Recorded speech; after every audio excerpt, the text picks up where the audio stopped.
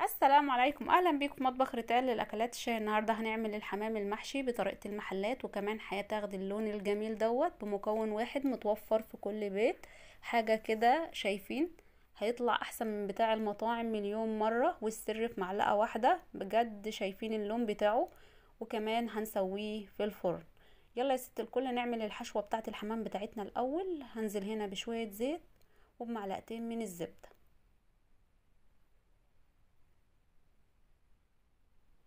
تبتدي الزبدة بتاعتي تسيح، هنزل بقى بالقوانص بتاعتي بتاعت الحمام. هنا احنا بدأنا بالخلطة بتاعت الحمام للأول علشان الرز يبرد، علشان واحنا بنحشي الحمام طبعا الجلد بتاعه بيبقى رقيق، فبياخد من درجة الحرارة. بعد كده بنزل بالبصل بقى زي ما انتم شايفين، نزلت بالكبد نزلت بالقوانص، هنزل بقى بالبصلاية اشوحها. كل ده على نار عالية، ما بوطيش النار خالص. التشويح بتاعي بيكون على نار عالية. بعد كده هنزل بالبهارات، بهارات فلفل وكمون وملح وربع معلقة من القرفة، وكمان البهارات السبع. هقلب كل الكلام دوت وانزل بالكبد والقوانص بتاعتي. هنا بدي الملح المظبوط طبعا، علشان طبعا لسه يعني ايه بظبط الملح بتاع الرز بتاعي، علشان الرز الزيادة ده احنا بناكله.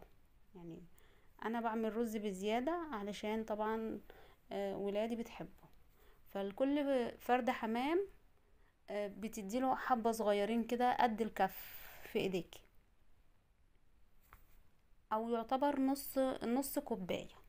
نص كوباية من اللي هو المج الشاي العادي اللي متوفر في كل البيوت. هنا انا نزلت بمكعب ماجي بقى، ونزلت بالفلفل والكمون وشوحت. هشوح الرز بتاعنا. بعد كده هنزل بمعلقة من صويا صوص علشان يدينا لون الرز بني كده زي بتاع المطاعم بالظبط.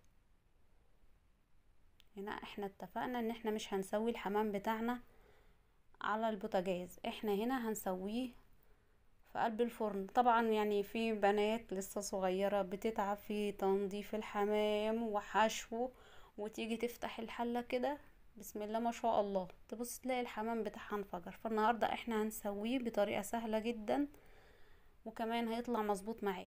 طبعا انا حطيت الرز يستوي وسبته على نار هاديه بقى يستوي مع نفسه. جيت هنا للحمام غسلته كويس جدا طبعا ومورقاه كويس جدا زي ما انتم شايفين كده. هبتدي بقى اجيب بصلايه مفرومه، واحط عليها نص معلقه من الفلفل، نص معلقه من الكمون، نص معلقه من الملح، وادعكهم كويس جدا علشان هنتبل بيهم الحمام من جوه ومن بره. تدعك الحمام كويس جدا من تحت الجلد ومن جوه الجلد. بصراحه التتبيله دي بتدي طعم الحمام حلو قوي. الفلفل والكمون كمان بيطعموا الحمام جدا. بعد كده بقى هجيب الحمام بتاعي وابتدي ان انا احشيه بالبصل والفلفل من جوه الجلد ومن تحت الجلد كده من بطن الحمام. ادعكيه بالبصل كويس جدا.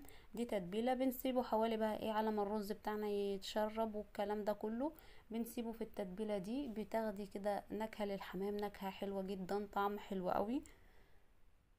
بتعملي الكمية كلها بنفس الطريقة. طبعا بعد ما الحمام بتاعي والرز استوى اهوت، انا سبته برد. انا ما خليتش الرز بتاعي يستوي، لا خليته نص سوا، علشان طبعا لسه هيخش الفرن فهيستوي تاني. فانا خليت الرز بتاعي نص سوا. وطبعا الحمام انا تبلته بالبصل والخلطة بتاعتنا وسبته شوية علشان يتبل بالبصل والفلفل. اول حاجة هنا في الحمام انا بحشي بطن الحمامة بتاعتي بالشكل دوت. ما بملهاش قوي، لا بسيب مساحة، علشان اسيب مساحة كده علشان طبعا الرز لما ينفش يبقى في مكان كده ان الرز يتوزع، الرز يطلع مفلفل. انما لما بتكبسي الحمامة بالرز الرز بيطلع معجن منك. فلا احنا ندي الحمامة براح كده في الرز. طبعا بندخل الرجول في بطن، يعني الرجول في بعضها كده بالشكل دوت، وبنتني الجوانح ورا ظهرها كده، وابتدي احشي من الزور بقى بالشكل دوت، واوزع الرز بتاعي على قد الحمامة بالظبط من تحت الجلد كده. واحاول بقدر الامكان ان انا اظبط الحمامة بتاعتي ان الرز بتاعي يكون متساوي. وبرضك ما بملاش الحمامة زيادة عن اللازم، لا بديها رزها المظبوط. ما تمليش الحمامة على الاخر علشان ما تطلعش الرز بتاعها ني، يا اما مليتيها على الاخر هيطلع معجن. فانت اديلها الرز المظبوط بتاعها. بتوزع الرز كده في قلب الحمامة، وهتحط لها كمان شوية رز لغاية ما تطلع الحمامة معاكي مظبوطة جدا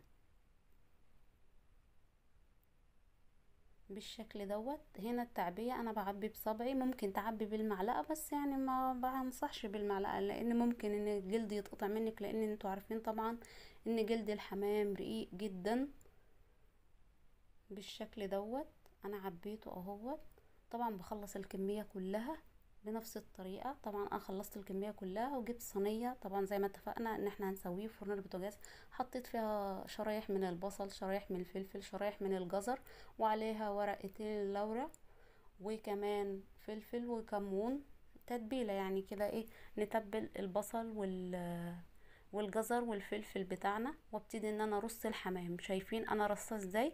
هو ده الوضع اللي هيستوي عليه الحمام، زي ما هتحطيه زي ما هتشيليه، ده الوضع بتاع الحمام بتاعنا. شايفين بحاول بقدر الامكان ان انا اظبط الرز بتاعي بالشكل دوت. بعد كده بقى بنزل بكوبايه ونص من الميه، ببقى مولعه الفرن قبلها ب10 دقايق. بدخله الاول اول نص ساعه على درجه حراره عاليه، وبعد كده بوطي عليه النار. هنزل هنا بكوبايه ونص من الميه. الميه طبعا انا حاطه في قلب مع البهارات، حاطه ملح، شويه من الملح. ما بحطش ما بغطيش الحمام بالميه، مجرد ان ظهر الحمام بس هو اللي بيتغطى بالميه. بجيب ورق الفويل بقى وابتدي ان انا اقفله كويس جدا، بحيث ان انا احبكه ما يدخله يعني البخار، وكده الحمام بتاعنا هيتسوى على البخار اللي هيطلع من شويه الميه الصغيرين دول، مش هيفرقع منك. وزي ما هتحطيهم هتطلعيهم.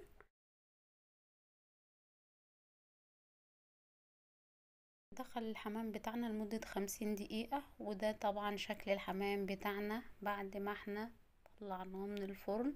شايفين اخد اللون الحلو دوت. طبعا لسه هنحمره. ممكن في الوقت دوت تقدري ان انتي تحمري في الطاسة، تملي الطاسة. الحمام بيتحمر على نار هادية، ما بيتحمرش على نار عالية. انما انا هدخله الفرن. هبتدي معايا هنا، ده المكون السحري، اللبن على الزيت هيديكي لون الحمام بتاع المطاعم بالظبط.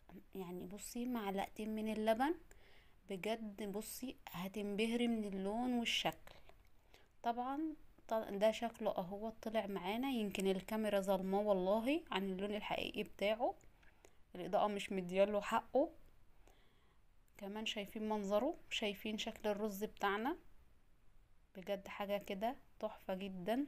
تقدري ان انت تقدميه بالشكل دوت، وتقدري كمان ان انت تحطيه كده على الصينية وتقدميه بشكل تاني. طبعا انا عندي كمية تانية هوريها لكم طريقة التقديم التانية، ان انت تقدري ان انت ما تطلعوش كده، لا ترصيه على الصينية كده بالشكل دوت. شايفين المنظر بتاعه؟ بجد شايفين منظره حاجة كده تحفة جدا. لو عجبكم الفيديو ما تنسوناش في الشير واللايك والاشتراك في القناة علشان يوصلك كل جديد، وشير علشان كل الناس تستفيد. بجد يستاهل لايك. حاجة كده حلو فاخر من الاخر.